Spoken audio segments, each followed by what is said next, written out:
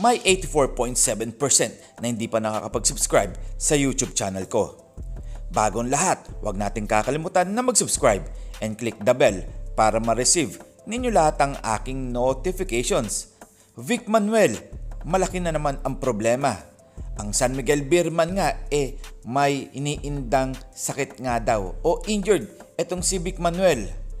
Ayon nga sa mga balita, San Miguel will be missing forward Vic Manuel for approximately 2 months. As well, he will undergo arthroscopic knee meniscus surgery. Mga parkoy, mahigit 2 buwan mawawala itong si Vic Manuel. Malaki ngang problema dito ng San Miguel Beerman dahil nga mawawalan nga sila sa loob na makakatulong ni Junmar Fajardo. Well, maghihintay na naman tayo sa next year para makapaglaro ulit itong si Vic Manuel. Well, may mga posibilidad nga na ititrade na nga daw ito.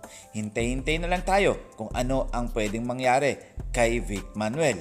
Well, pag-usapan nga natin itong si Mikey Williams. Medyo tumagal na nga ang mga balita dito sa player na ito. Dahil nga hanggang sa ngayon nga ayaw pa rin maglaro sa TNT at nasa Estados Unidos pa rin.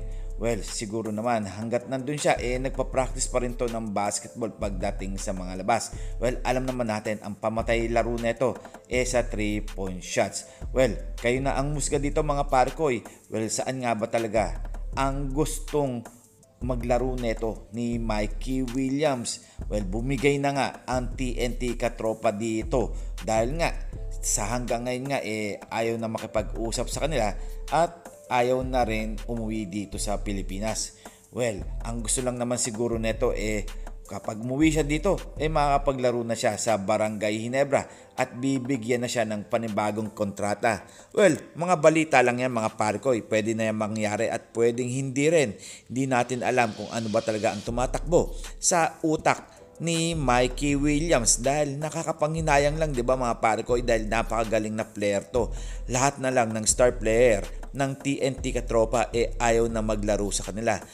Ano nga ba talaga ang problema ng TNT katropa? Dahil nga hanggang sa huli nga ayaw na talaga maglaro etong star player nila. Well, magkomento lang kayo dyan at syempre, sasagutin natin yan. Isa-isa, pag-usapan naman natin ang import ng Barangay Ginebra. Well, marami nga naglalabas na balita na si Tony Bishop nga isa sa mga choices ng Barangay Ginebra talaga na isa sa mga nagpahirap nga sa kanila noong finals noong nakalaban nila ang Meralco Bulls. Well, mga parkoy etong si Bishop nahirapan ng Barangay Ginebra at ang hirap hintuin nito. Kung hindi lang sinuwerte ang Barangay Ginebra, malamang ang nag-champion nun ay ang Meralco Bulls. Well, nakita naman ni Coach Tim Cone yan nung nakalaban nila ang Bulls dahil nga si Bishop ang kanilang pinaghahandaan noong oras na yon. At alam nyo ba na si Tony Bishop nga ang the real logical choice as Ginebra import? Ayan ang sabi ni Coach Tim Cone and this is Ton The Boy Vlogs. I'm out. God bless you all.